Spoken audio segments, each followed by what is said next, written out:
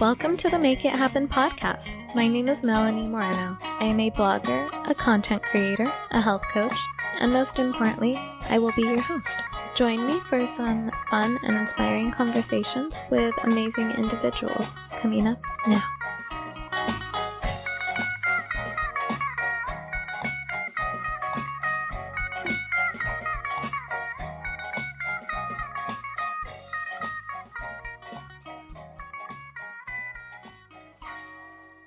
Hello and welcome back. We are now on episode 5 of the podcast. 5 might not sound like a big number, but to me, I'm very excited to be on 5. The funny thing is, I always say regarding me starting a podcast, the fact was that I'd listen to other podcasts so much, and I'd always tell myself I could never do that. Part of that was because I thought, well, I don't have the recording equipment or a studio. Which, now that I'm saying that, actually sounds like what Fabian was saying about music production. If you haven't listened to his episode, go check it out on episode 3. I digress. So the equipment was a big obstacle, but I think the actual and bigger hurdle to face was me. For months, I had this nagging feeling inside of me to get started. And at first I ignored it. I thought I didn't have the means, I didn't have the skills, the talent, yada yada, to start a podcast. Those are all excuses though. I could have all of the equipment, and this applies to anyone. You can have all of the right tools and the right environment and still find a reason not to do something. It comes down to how strong your will is to change. If you don't have the will or the desire to be put in a challenging position, one that requires learning and probably being uncomfortable for a while, then you're going to stay the same. It really got to the point, for me, where the idea of starting and failing was less daunting than the idea of not doing it at all. The idea of not trying at this thing that was calling to me was way worse than the thought of failing at it. Maybe that makes sense, and maybe it doesn't. A podcast was my thing, but think about whatever it is that you've been wanting to do and just keep finding excuses not to do. So there's no shame in getting started with whatever you have and investing more time into it as you go along. I used to hear some friends of mine say they'd need pretty workout clothes to get started working out, but once they'd buy the clothes, they still wouldn't go work out. In my book, you just do the damn thing with the tools that you have in front of you. If you like it, invest more time, money, and energy and whatever else you want into it, but there's no excuse not to get started. Somehow, some way. Okay, well, that's my PSA for the day. In other news, we have a really cool guest on the show today. I first met Michelle at a women's healing circle that she hosted. I won't go too much into her introduction because she explains who she is and what she does in the episode, but she is one of the most true and genuinely high-vibe human beings I have ever met. For a long time, she felt like her purpose was only to be a caregiver for her mom, but through that, she also began to understand the impact that she could have on other people. I will say that this episode does get a little spiritual in the sense that we talk about energy, how to trust the universe when you feel called to do something different, and she does some Reiki on me. We definitely get into a fun conversation about what Reiki is, who it can benefit. Oh, and Michelle is also hooking us up with a really special treat. Make sure that you listen to the episode all the way through. That way you can get the details on what I can only call a giveaway that you don't want to miss. I'll go over everything that you need to enter at the end of the episode, but for now, just sit tight and let's get into this vibrant conversation with Michelle Mercado. Hi, Michelle. Thank you so much for coming on to the Make It Happen podcast. Thank you so much for having me. I'm so excited. Honestly, the first time I met you, which was at the Women's Healing Circle, I felt like this girl is radiant. She has such a unique energy where it's welcoming, so positive. I don't know if you get that sort of comment from people often, but I felt like I was just a moth to the light. I felt so attracted. Oh, that's so sweet. Thank you. Yeah, I actually do hear those specific words quite often, so it does make sense. Thank you.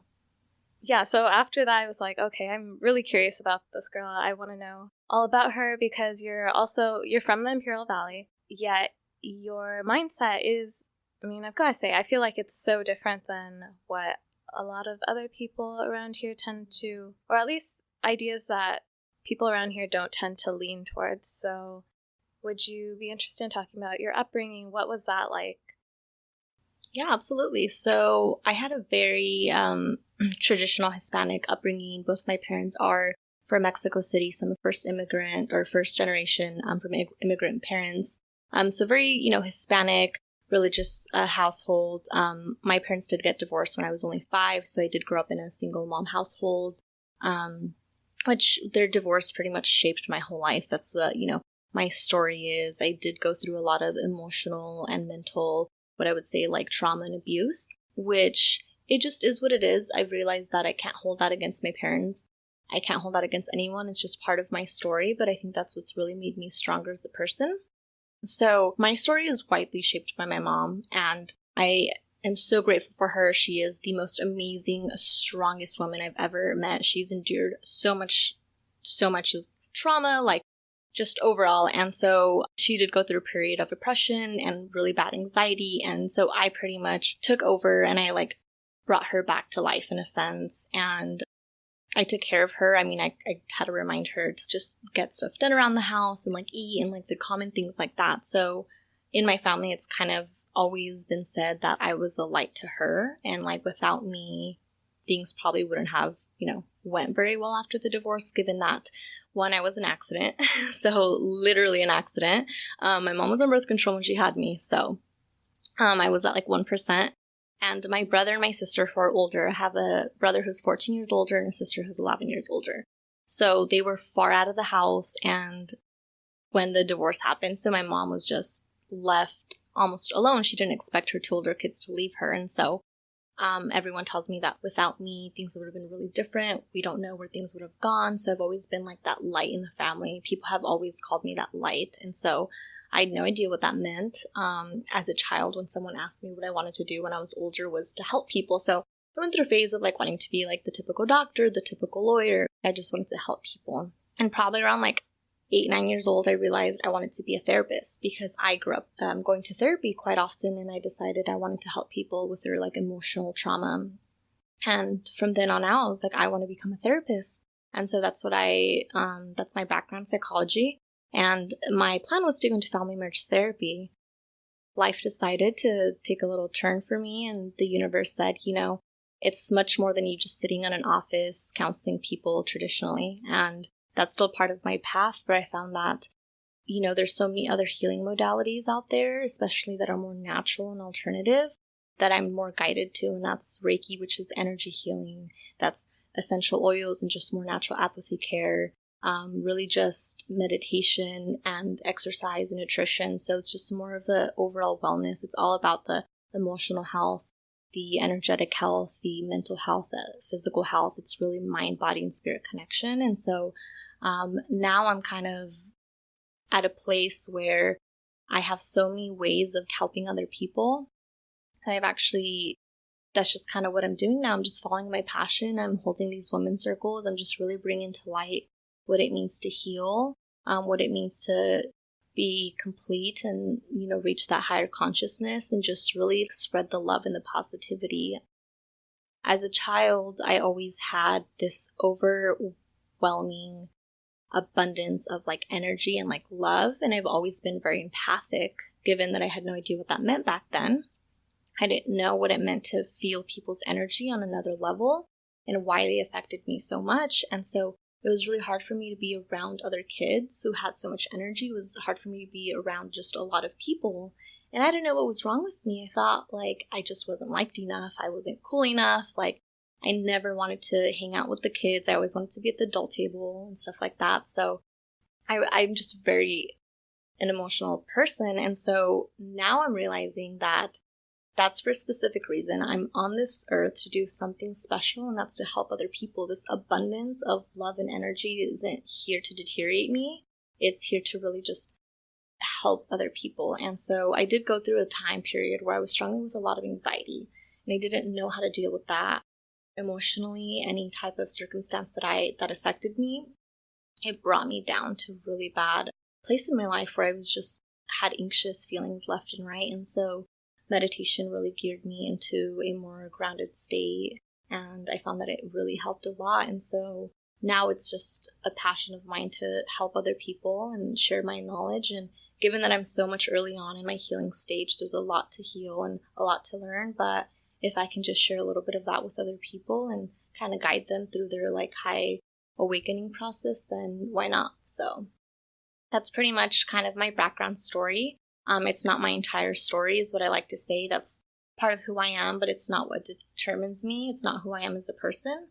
I'm this radiant, loving, badass woman is who I recognize now, because, for years I would say my story, and that was just who I am. That is who made me who I am today. But I'm realizing everyone has a story, and if we keep telling us the story of our upbringing, of who we truly are, like the stuff we went through, we can't really heal from that if we stay in a place in the past. So that is a part of my story, but a part of who I am now is really what I'm becoming, what I'm doing on this earth, and just about my healing process. And so I just really like to share that and show people that, I didn't have the best upbringing. People always think that I'm always so happy. People question me, and people think that I don't go through stuff. Like I deal with anxiety still to this day.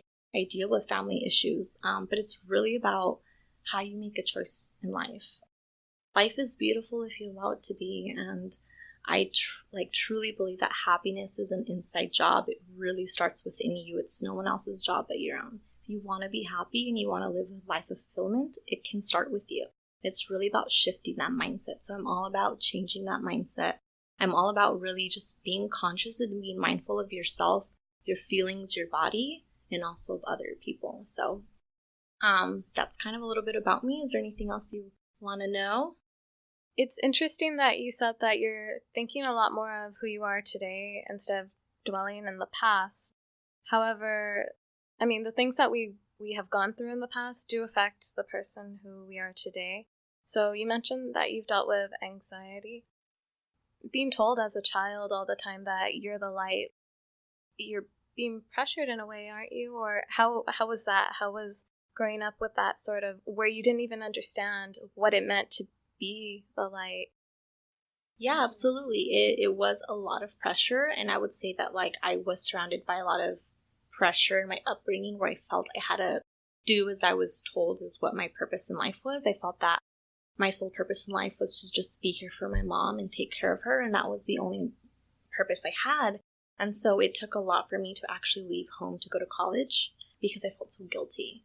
There's a lot of shame around that, thinking I'm going to leave my mom alone. She's known me for 18 years, and all of a sudden I'm just going to take off, and spread my wings. And it was a difficult time for her. It was a difficult time for me. But I think as I turned 18, and as that summer after high school ended, where I knew I was going to take off to college, she started to get better within herself. And I truly think that's the universe saying, it's okay, it's time for you to go. So the universe clipped my wings, in a sense, and allowed me to grow more expansive ones, because I only knew so much, right? I only knew I could fly so much within this realm of depression and being a caretaker and anxiety. I didn't know what else was out there. So luckily, my older brother, I have a great relationship with him. He's my best friend, and he took me in and he said, come live with me in Orange County. And he said, just live with me, experience college, I'll take care of you. And so I did. And so my mom was okay with me leaving, simply because I was going to be under my brother's care, even though I was 18. But we all know that in Hispanic culture, 18 means nothing until you're 30. Parents still determine and tell you what to do, right? So I took off, and that's really where I spread my wings, and I learned so much about myself. And I realized that my sole purpose was simply not to just be the light at home. It was to be the light everywhere that I could be. And it took a lot for me to realize that there was much more to my life than just being a caretaker, And that's not to say that there was a time period, I will say, I held a lot of resentment towards my mom. But I have 100% moved on from that. I've forgiven. it's not her fault. She didn't know any better. I didn't know any better. It is who we are now, and she's taught me so much. And I have to say, and I have to give her credit for the reason that I'm a very loving person is because of her. She's the most compassionate, loving soul, and I have 100% learned that from her. And she has taught me how to like respect and have so much manners, and that's something that I 100% give credit for to my mom. So I definitely like thank her for that. But yeah, definitely the pressure of feeling that that was my only purpose was a little scary, you know. It was, I didn't know any better, and I realized as I've had other opportunities that have risen in my life that I've came to help other people too with similar experiences. And I realized I became so attached to these people and circumstances and very invested. And I realized that that really is my purpose. It really is to help people, but not just a single person or a handful of people. It's to touch as many people as I can, and not to say I'm going to touch everyone's lives. There's, you know, so many billion people on this earth, but as many as I can, and just share whatever light and wisdom I do have, then that's what really makes me happy ultimately. And so, and as far as the spirituality side, which I probably didn't really mention, which is very, you know, not very common in the Imperial Valley. I have to give credit to my older sister for that. She is 11 years older than me, and so I've learned a lot from her, and she's naturally always been a very open-minded, nature-y, spiritual person. And so she lives up in San Luis Obispo, which is the hippiest town in America. If you've never been, it's the most beautiful town ever. People are just so nice there, and it's almost like a dream town for me. It's just so expensive out there, but it's beautiful.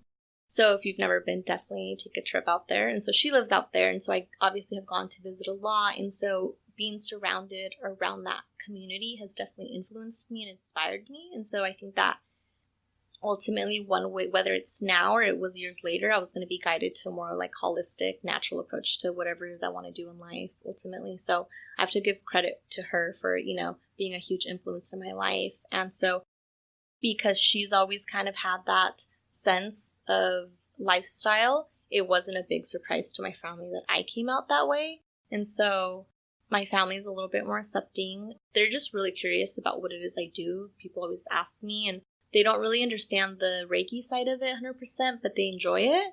And they're like, oh, whatever, as long as it works, like it, you know, I'm cool with it. My mom really enjoys Reiki, and I've done it on my dad who had surgery recently, and he really likes it. I've done an aunt who has diabetes and stuff like that, so she has a lot of neuropathic pain, and so it's helped her a lot with that. And so it really just helps more of like on physical elements and emotional like elements that you have. So overall, it's really helped my family. So they're fond of it. They're not against it or weirded out by it, but they just don't fully understand what it means.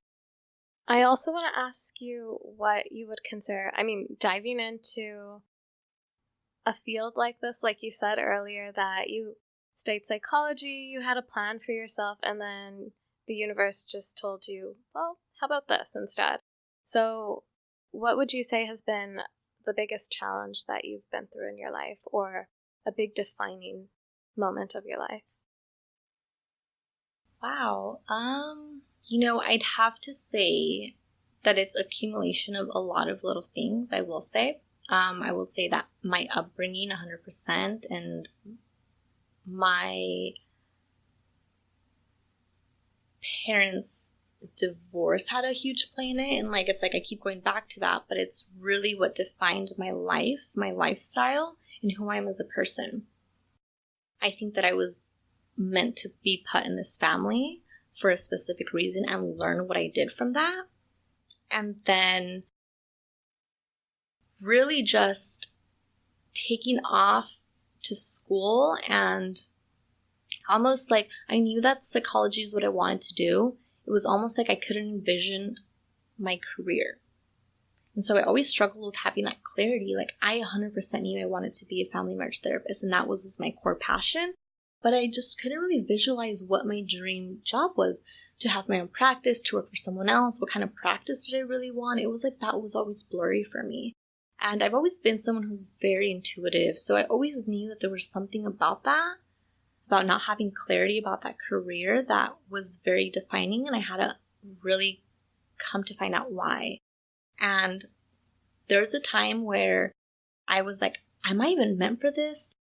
I struggled. I had a breakdown. I questioned myself again. Is this really what I'm supposed to do?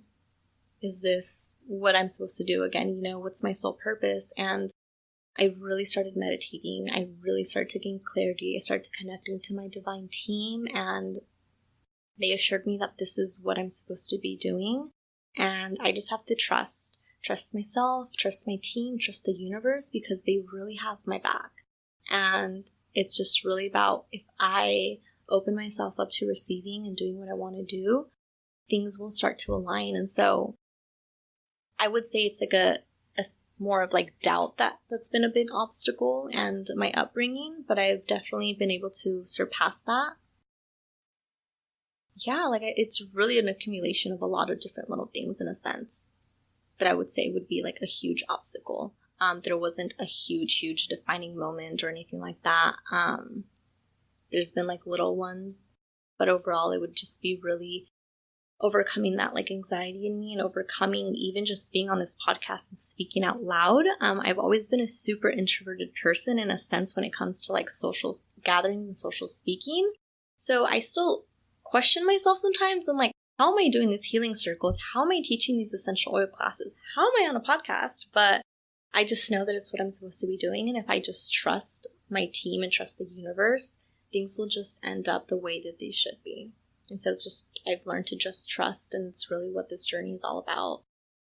How did you acquire that frame of thinking where you can just sort of give up that doubt that you held and trust the universe? Because at least for my own upbringing, I didn't grow up with anyone telling me just relinquish that control, like trust that things are going to happen as they're meant to. I didn't grow up with that sort of way of thinking. Is that something your parents kind of shared, or how do you acquire that frame of thinking? So yeah, I definitely have to give that credit to my parents. So my parents are the complete opposite of each other, in a sense. My mom is a very logical person. She's a very emotional person. And my dad, on the other hand, is very outgoing, he's all about do whatever your heart desires.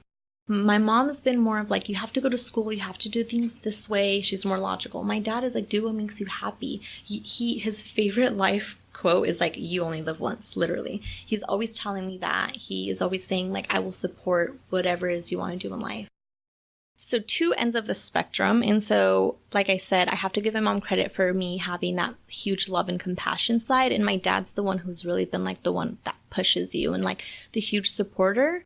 So I've definitely gained that mentality from my dad and his family. They're all about letting go and just really living life to your fullest. And, seeing both sides of it, where my mom's entire family is not the best at letting go of things. They have a lot of, like most families, they have issues. And so family is really what determined my entire life. And what family doesn't determine your lifestyle, but I really took into consideration their lifestyle, their upbringings, and put that into play into my life, and took like, what do I want from, what aspects do I want? What do I not want? What's going to serve me for the better and what's going to serve me for the worse? So I had to literally nitpick what I wanted. We don't get to pick our genes, but as far as our lifestyle choices and our way of beings, we can pick that. We can decide what kind of mentality we want. So again, seeing that my mom dealt with a lot of depression in her side of the family, dealt with a lot of like resentment and jealousy and stuff like that, I decided that's not what I want. And on my dad's side, they're all about just family and letting go of things because life's too short. And so I really had both sides of the spectrum to really actively see the difference on what that could do to two different people. And so I decided to, I didn't want to go down a hole of resentment and jealousy and depression. I wanted to just live my life to the fullest. And like I said, I've been through a small portion of what I would call temporary depression.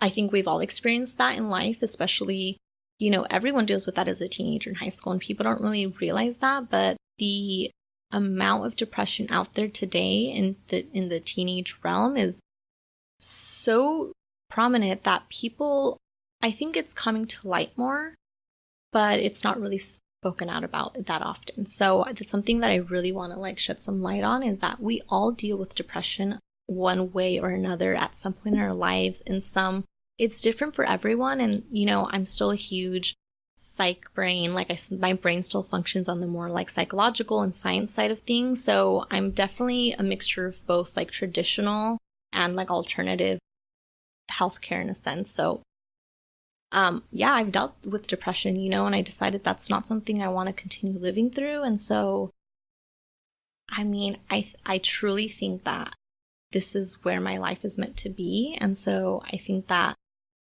once I gained that higher consciousness, I realized how much life has to offer and the beauty of it if you allow life to be beautiful. Because I now also kind of have this mentality of like, for example, really weird example, but like I got a speeding ticket last year and I decided it was my first speeding ticket ever. I cried and it like literally was like, oh my gosh, like I can't believe I have a speeding ticket. Like I've always been very careful, and it literally started to deteriorate me and stress me out, especially because I had to like pay like $400. And I was like, okay, I got the ticket. It is what it is. What lesson do I learn from this? Okay, so now what's the point of stressing? If I have to pay out that money, oh well, like it's going to happen regardless. I can't stop it from happening anymore. So why am I going to put that stress on my body? Because psychologically, stress does affect your body, deteriorates the body and the brain. So why am I going to purposely put that onto my body when I can decide just not to stress about it? Because I can't change the outcome anymore. Now, if there's something that you truly can do to change the outcome, okay, stress about it, kind of ponder on it, see how you can change things and go about things. But if you can't, what's the point?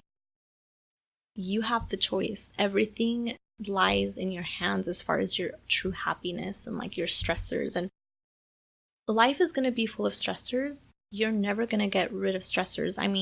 Even if you live a life of fulfillment, if you're out and about, other people's stressors and worries and fears and energy systems are going to be like, you're going to be surrounded by that. So it's really about how you decide to protect yourself. Every morning, just tell yourself and affirm yourself you're going to have a beautiful day. Protect your aura.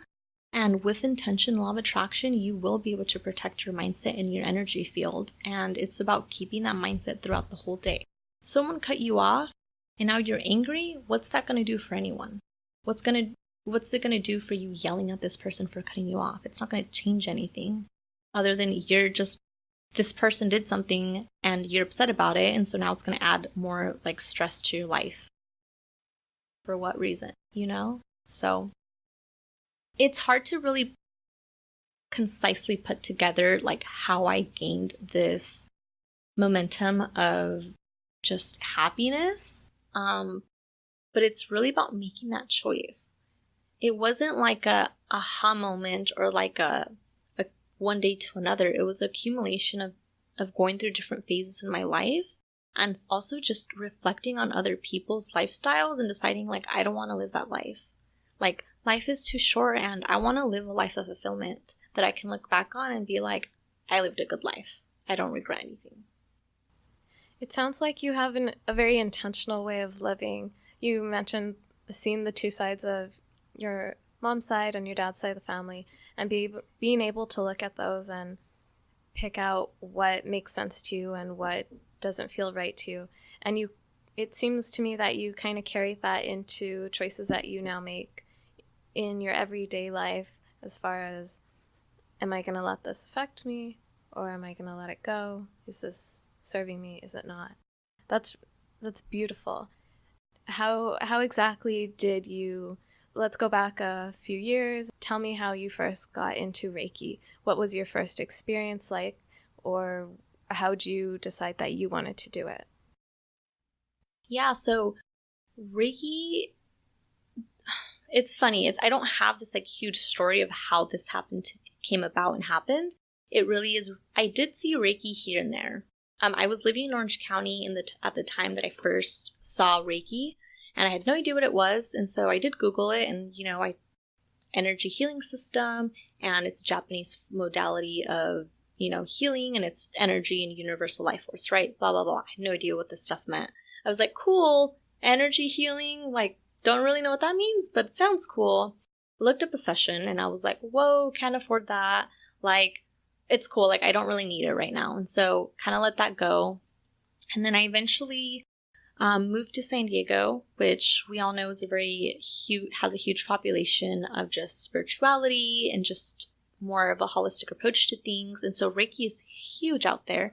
And Reiki was just popping in and out of my life. And I was like, okay, cool. Like, it's just becoming a more trendy thing. I didn't think anything much of it. And then I really something was just like, you have to try it. You have to try it. And so I kept thinking, well, it's so expensive and I'm not really getting anything out of it, like tangibly. That's even a word. Because it's something that's not tangible. It's not a physical thing that you can see. So I doubted it. And so I was like, is this worth my money? Is this worth my investment?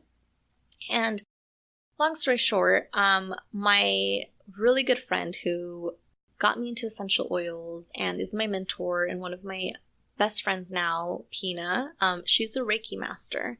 And so I really got curious and interested about Reiki when I met her because it had just been around me all the time. But again, just kind of let it go in a sense. Then I went through a period of time with just some family problems that really got me down again. I started to seek therapy because I didn't know how to deal with my siblings and my mom, and it was just a lot of stuff. And I was at a place in time where, like, I was doing so well. I was taking control of my emotions, and all of a sudden, I felt like that was kind of deteriorating. And so I decided, what do I need right now?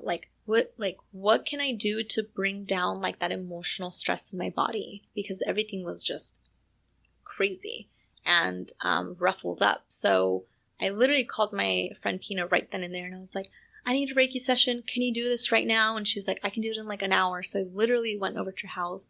She gave me a Reiki session, and it changed my life. What it did to my body in that moment of distress was really just bring me back to peace and harmony. And it allowed me to release a lot of emotional distress that like no longer served my body. And I realized that there was something to this Reiki. There was much more to it than, just simply energy clearing and energy healing. I wanted to know more about it. And so I decided I wanted to become a practitioner. And so I got trained. I did my trainings in Reiki level 1, Reiki level 2.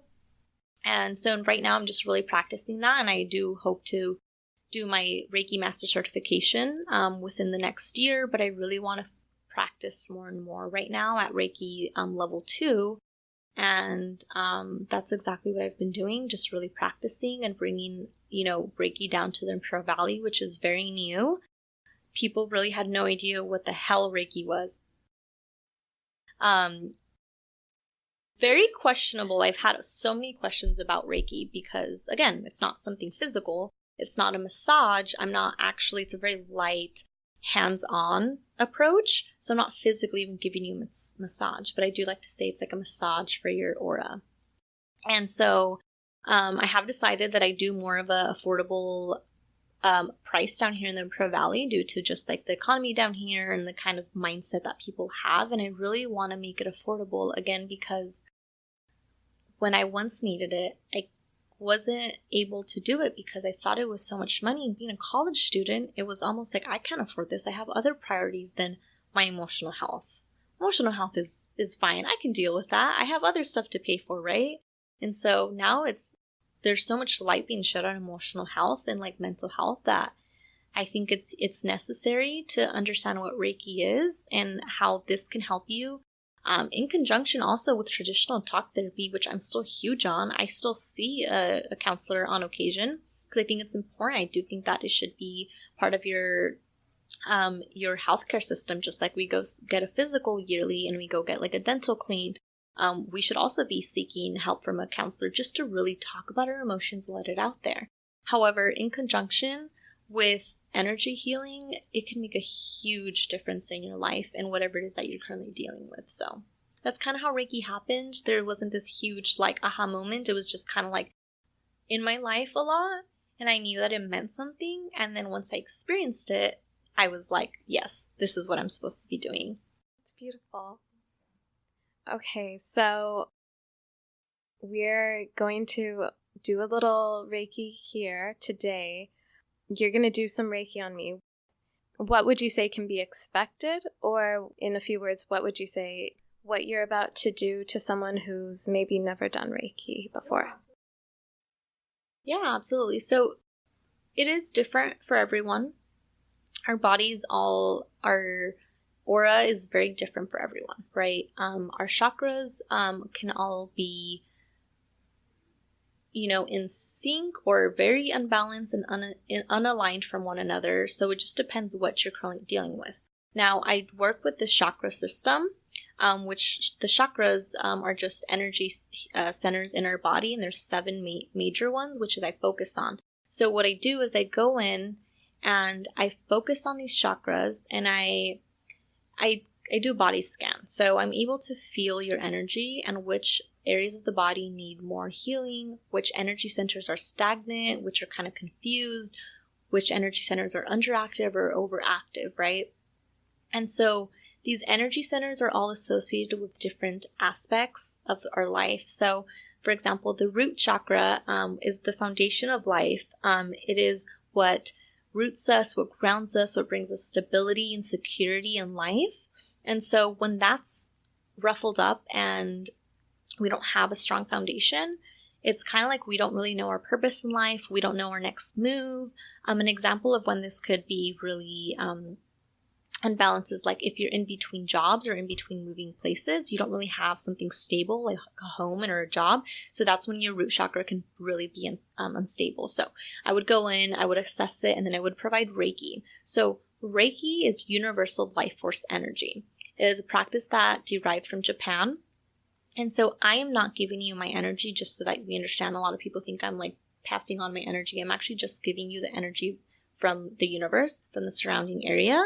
And I'm just being the more of like the transpasser of it. So I'm just moving it into your body. So essentially I am working with the chakra system, aligning certain chakras that are underactive, overactive, like I said, and then I'm clearing out any negative energy and allowing what my intention always is for positive, loving, compassionate energy into the system. And some people will feel really relaxed afterwards. Some people might feel sleepy. Some people might feel energized. Now, just remember that we're working with energy and emotions. So a lot of times certain emotions can come up to the surface that we're not used to. And so some people might feel a little emotional for the next 24 hours or so, depending on the body. And it's just important to acknowledge that that's normal, in that we're not to suppress these feelings, but we're to acknowledge them. A huge part of what I really like to share in a Reiki session is we have these positive and negative feelings for a reason. So we have like happiness and love and compassion, which we typically always want to feel. And society has coined frustration and anger and sadness as these like negative emotions, right? We don't typically want to feel these, but they are here for a reason and they serve us for a good purpose. So it's not to say that you want to always have these emotions in the body, but you want to acknowledge when they're happening and you want to understand why these feelings are happening. And once you're able to access that, you're supposed to release these emotions. So a part of me and a part of my practice is about really honing in on that and really captivating the essence of what it means to feel angry, what it means to feel frustrated and sad. Because these feelings are really strong and they serve us a purpose and a lesson in the body, but it's also really good to acknowledge when they no longer serve us. So just always have a front door to allow a lot of feelings and emotions in the body, but always ensure we're having that back door so that we're able to like boot out the ones that no longer serve us in a sense. So allow yourself to be really porous, allow yourself to be really fluid, and allow yourself to really get to know your body, because your body will only know what it needs and what serves it for the better when we are in tune with our body and when we achieve that higher consciousness and that oneness. So it's all about taking into consideration what serves our body. So I really like to emphasize pay attention to what you're feeding your body. So whether that's, what are you eating physically, foods, drinks, what kind of diet are you taking? What are you feeding your body visually and auditory? Like, are you surrounding yourself with people that are toxic, that are carrying on negative conversations? Are you listening to music that's just negative, that has a ton of, bad words and stuff like that? A lot of like negative connotations. Are you watching a lot of like horror stuff, a lot of violence? What are you reading? What are you surrounding yourself? Is your work environment toxic? It's really about assessing what is good for us and what is not good for us, and really understanding how our body reacts to these situations. Like when we walk into a room, how does your body react to that? Do you feel kind of shriveled up and heavy when you walk into a situation or a room where you don't really want to go to this event or this party or whatever it is? Or do you feel light and excited and just kind of like you're floating? Because if so, that means that your body's receptive. And if you're feeling kind of closed off and heavy, it's because your body's being very apprehensive towards the situation. So it's really just assessing what your body needs and wants. So I know I went off on a little tangent, but realistically, what you're going to experience is just energy being cleared out. You might experience it in a tingly sensation, in a cold sensation, or just a really warm overall sensation around the body. So I'm going to go ahead and do Reiki on your crown chakra, just because it's the easiest. And so I'll just put my hands really lightly on your head, and I'll just start my practice. And so I just repeat certain mantras to myself. I work with certain symbols, and I'll just bring in your spirit team along with mine and see if there's any messages that they want to deliver to you. If anything comes through, then I can definitely share that with you. That sounds exciting. All right, we'll get started and jump back on here afterwards and talk about what happens. Okay, sounds good.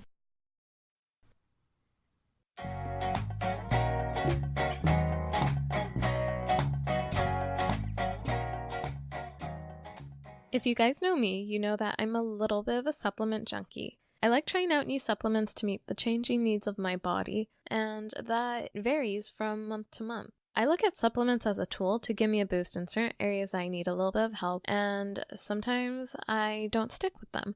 So if you look in my supplement cabinet, I have bottles of halfway used vitamins and powders. It's ridiculous. So I have the solution, Care of. Care of is a company that makes taking supplements fun and easy. First, what you do is take a quiz on their website to see what your personalized needs are. Care of makes a month's supply of your custom-made vitamin pack and then mails them out to you. They also have everything from vitamins and minerals to medicinal herbs to protein powders. The packs not only keep all of your vitamins in one convenient place, but they are made from biodegradable materials and are printed with cute messages. Sometimes there's a little motivational quote or a thought-provoking question on the front. It makes me look forward to taking my daily vitamins. Plus, there's no waste, so you don't get stuck with bottles of supplements that you're not going to want in a month or two. And you have the freedom to change up your monthly order anytime you want. So if you'd like to add some fun and convenience to taking your vitamins, then be sure to check out Care of. You can go to takecareof.com or follow the link in the show notes of this episode to score $40 off of your first Care of delivery.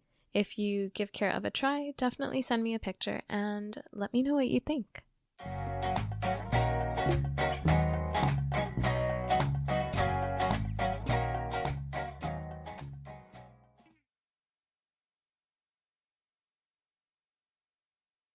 So Melanie, how do you feel?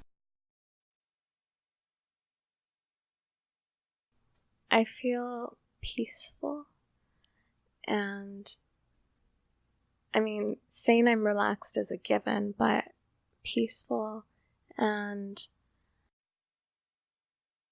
like a sense of ease, like I don't know how else to describe it except like a flow throughout me, like if my body was a river and there were sort of some blockages preventing the river from flowing, and now it feels like the river is just flowing without blocks.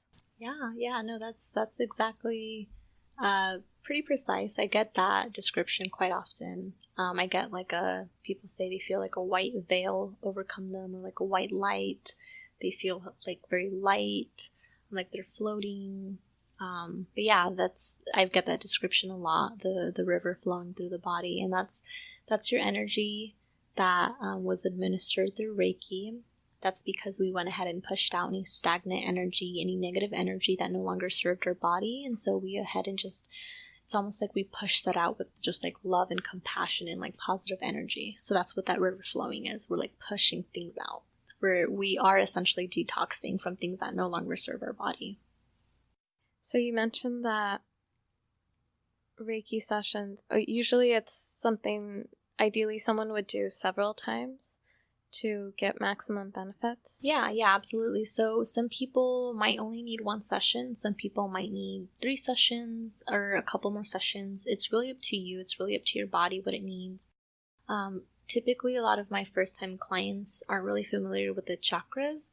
So I talk to them a little bit about what they are, how they interact with the body, how to control them, how to really bring them to alignment. And so I do a guided meditation on the chakras, and I go through every one of them. And once they learn how to assess these chakras and what they can do for the body, and how to heal these chakras and keep them in alignment, then they're able to take control almost of their lives, in a sense, of what they didn't have control of.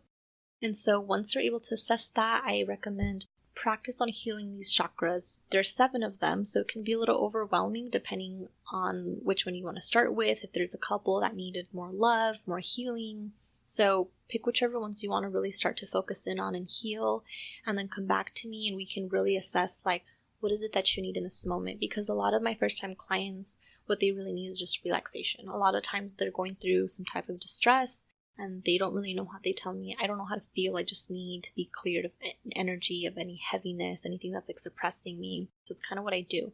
Once you kind of understand Reiki and understand the chakras, it's a lot easier to come back and be like, okay, I know specifically that this chakra is really blocked or like super underactive or overactive. And then we can really work on that issue and work more and more in depth with that chakra. Depending on which one needs more healing and more attention, in a sense. So it really depends on your body.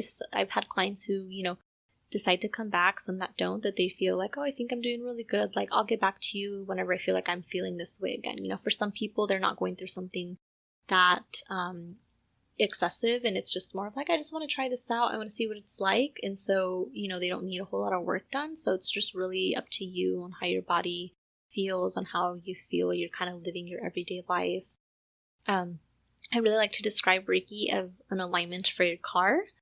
So when we go get in a wheel alignment, it's because we're driving, crooked and we're not driving very smooth. So we go get an alignment and then we're driving super smooth. And it's up to us to determine how often we have to go back for an alignment. Because if you start hitting curbs, sidewalks, and you're not careful with your driving, you're hitting potholes left and right, your car's going to become out of alignment and you're going to have to go back to get an alignment, right? So it's really up to you how you deal with stressors.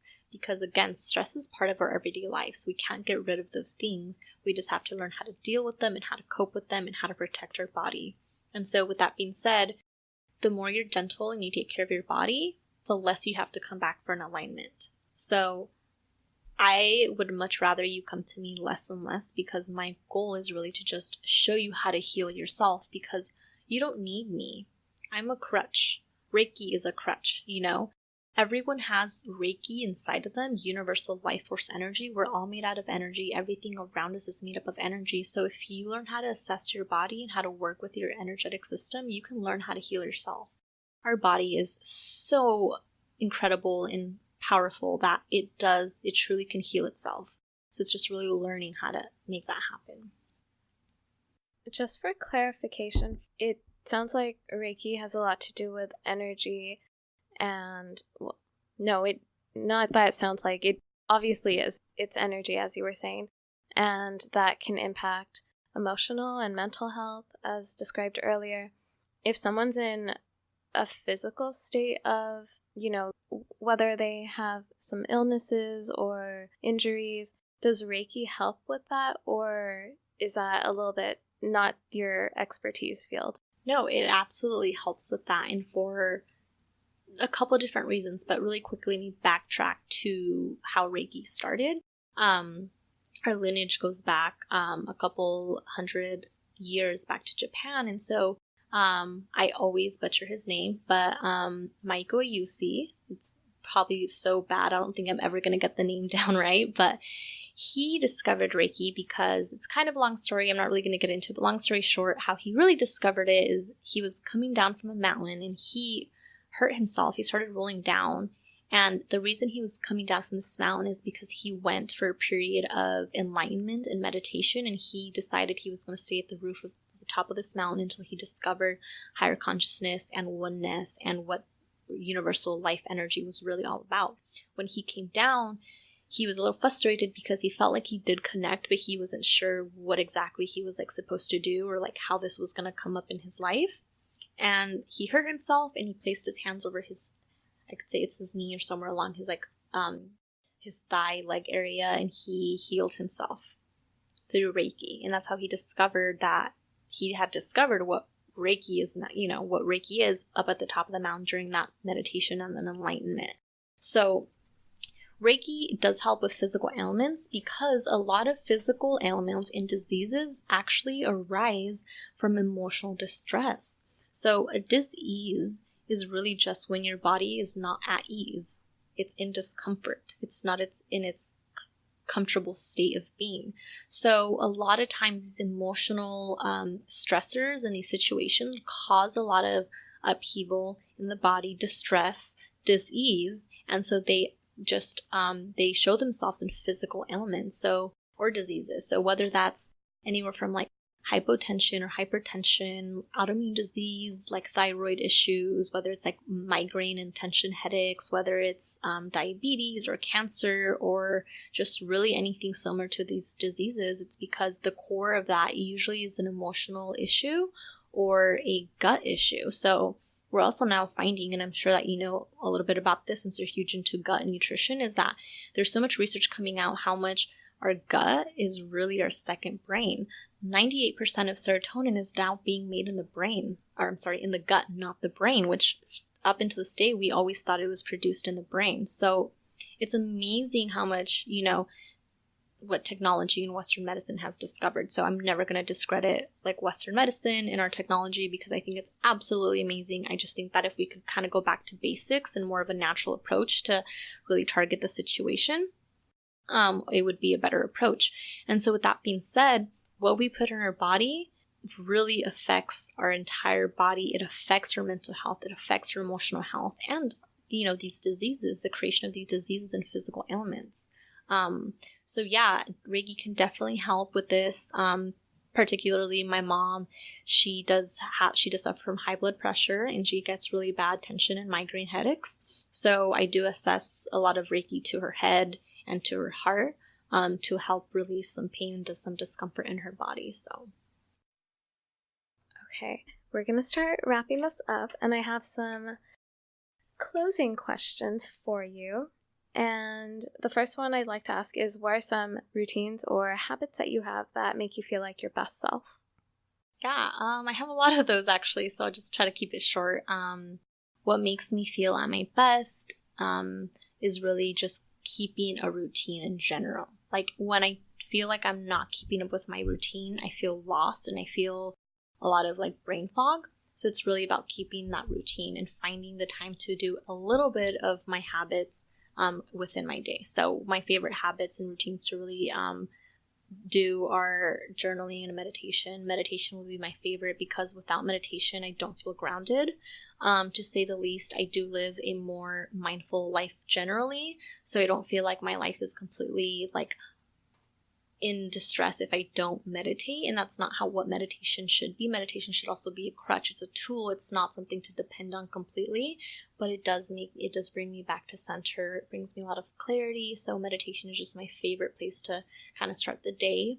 Even if I don't have time for, a lengthy one, I do some breath work and meditation and something very simple to clear out my chakras. So even if it's like 5 minutes. I'm huge on taking vitamins, so I'm huge on taking like ashwagandha and my B vitamins, just an overall like woman phyto estrogen complex and stuff like that. So without my vitamins, I don't feel at my best, to be completely honest. And I would say that like my other habits is really just like kombucha every day. Kombucha makes me feel at my best. lots of probiotics, so it's really good for the immune system in the gut. So that's a big part of my life. And essential oils are hands down the number one thing in my life because they help me feel rooted, they help me feel uplifted, they help me feel at peace. If I'm feeling under the weather, they help me feel better. Like whatever it is, I have an essential oil for like almost everything pretty much. So essential oils are another huge part of my life. Also, I am a wellness advocate for them. So I do teach classes and stuff like that. So that's another big part of my life.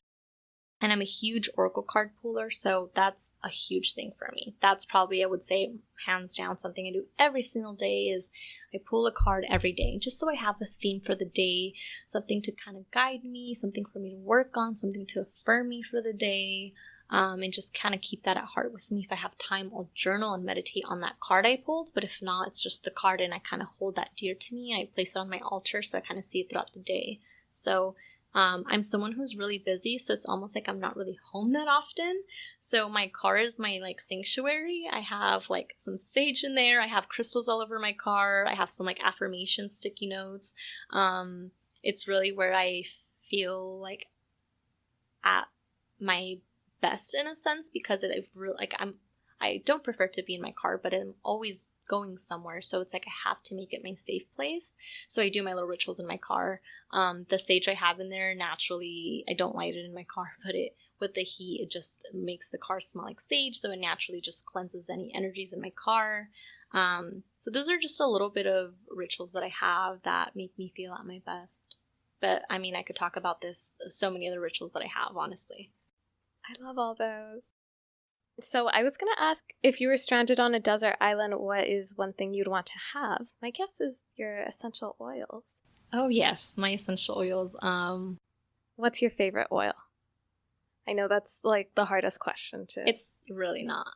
Lavender. Oh. Everyone knows that I'm obsessed with lavender. Lavender is like my go-to. It's so versatile, and I love the smell, and it just resonates with me so much. And purple is my favorite color, so just is meant to be.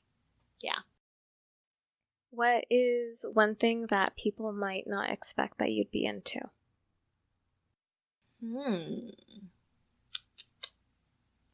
Probably baseball. I'm a huge baseball fan, thanks to my brother. Go Dodgers. I'm a hardcore Dodger fan. That's like the only sport that I actually understand, that I know, that I follow. Any other sport you could ask me, I'm like, I can't even talk about sports because I don't know anything about them. But yeah, baseball and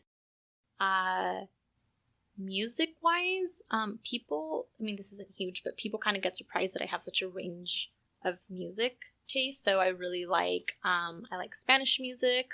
I'm Hispanic, obviously, so I love me some reggaeton and some cumbias. And I do love like rap music. I like hip-hop. I like country.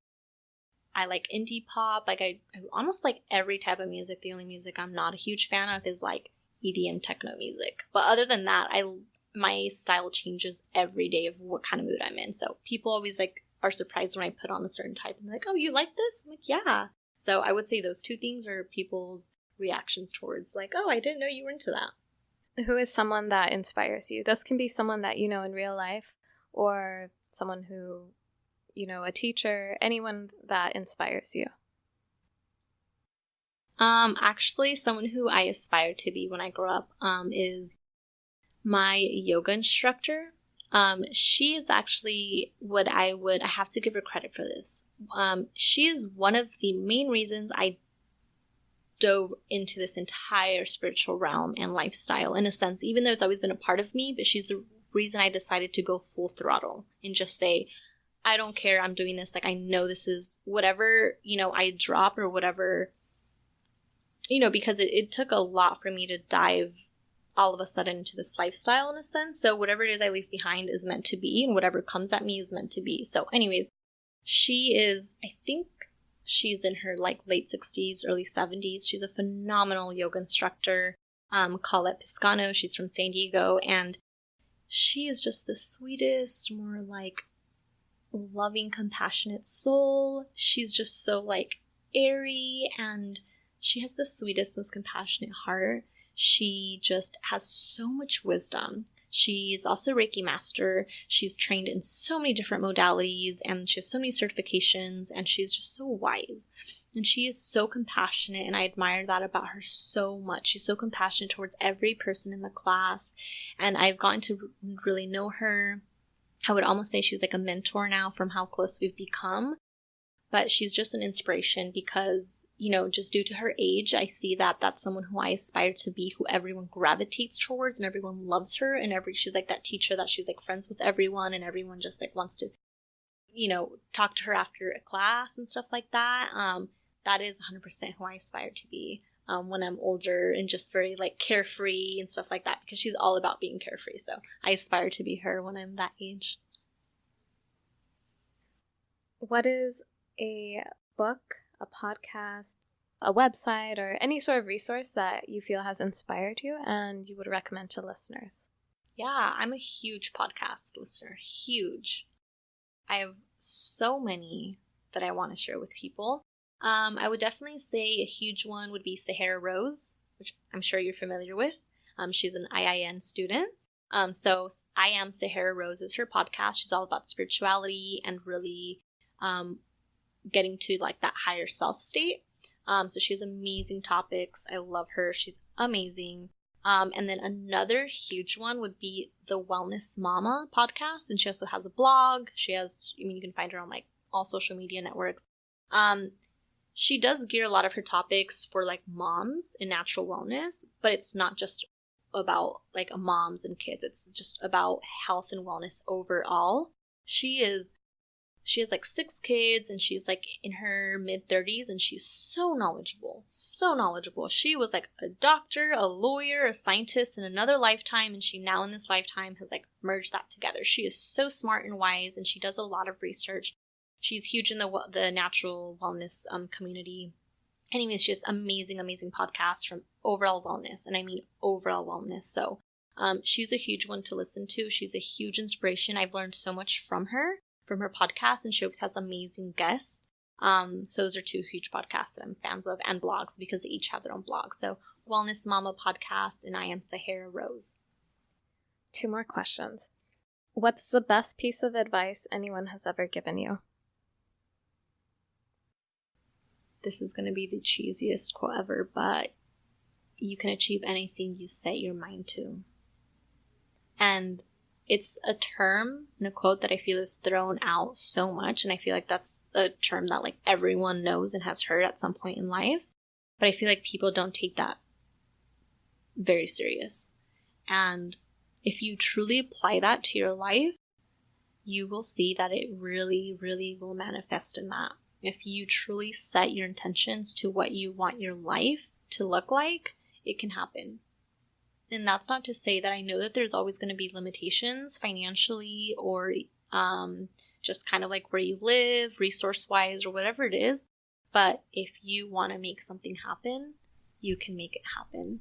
And something that I like to really put together with that is that, like I mentioned earlier, life is beautiful if you allow it to be. And happiness truly starts within you. Happiness is a choice that you make. So yeah, if you set your mind to it, it can happen. What's next for you? Well, I am going to start a program to become a holistic health practitioner. So I'm really excited to start this new journey in my life. This program encompasses overall wellness and health. So we will cover things like Reiki, which would be cool to kind of go back to and just kind of learn all over again. Massage therapy, reflexology, Chinese medicine, acupuncture, sacral cranotherapy, the Ayurvedic medicine system, anatomy and physiology, and so many other amazing holistic approaches to life. And then it kind of will just choose a specialty from there in a sense. But my main passion is overall wellness. So I'm huge on just really incorporating mental health, emotional health, physical health, gut health, and energetic health, like all into one, because wellness really is a combination of all of those systems. You can't achieve happiness or wellness with just having one. Life is a balance. Life is always about a balance. So that's what's next for me. And then after that, once I'm done with the program, which was about 1.5 to 2 years, my goal is to really have my own practice, my own studio, where I really just embody helping other people, which is my core passion, facilitating women's circles, just really counseling people and kind of coaching them through their wellness journey, and especially for the ones that aren't really familiar on what to do next, like they really want to get to this place of oneness and they're starting their awakening journey but don't know how to go about it. I'm just really here to facilitate that for you and help you and guide you. I love that so much. Okay, let everyone know where they can find you, where your social media links, drop them here. Yeah, absolutely. So you can find me on Instagram, Facebook, Vibrancy with Michelle, and my website also. That's where I do my bookings, and I just talk a little bit more about like what I do regarding essential oils and Reiki. So vibrancy.withmichelle.com. Thank you so much for being here, Michelle. This has been an amazing conversation. Thank you so much for having me. It means the world to me to be a guest on here. Thank you.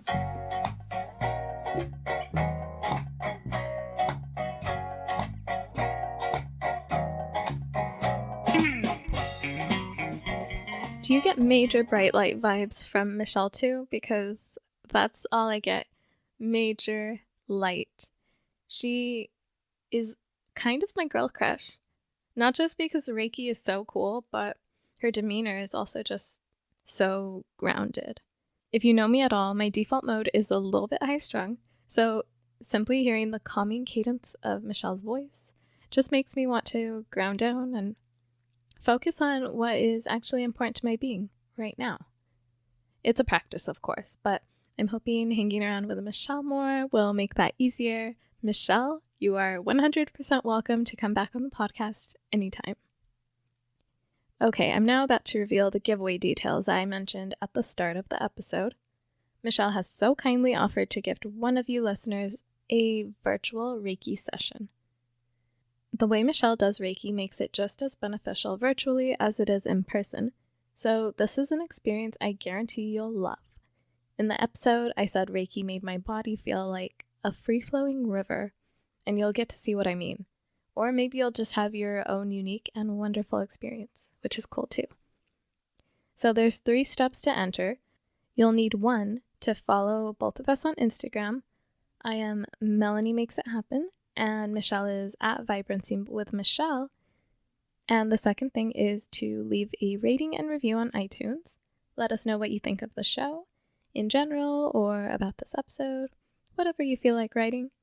The third thing, lastly, is to email me a screenshot of your review to melanie@melmakesithappen.com, which you can also find my email straight off of my Instagram profile if that's easier for you to access. We'll have this contest stay open for a whole week and then choose a winner Wednesday of next week. So you guys have a good solid week to enter. And with that, I'm gonna close down this episode. I hope you guys really enjoyed this episode with Michelle. I admire her so much, and I'm really excited about all the things that she's doing and the person she's growing into. Even though I've recently just gotten to know her myself, I just feel like she's off to do great things, and it feels fun to be associated with her at this time in her life. All right, with that, I wish you guys a fantastic rest of your week. Have a good one. Bye.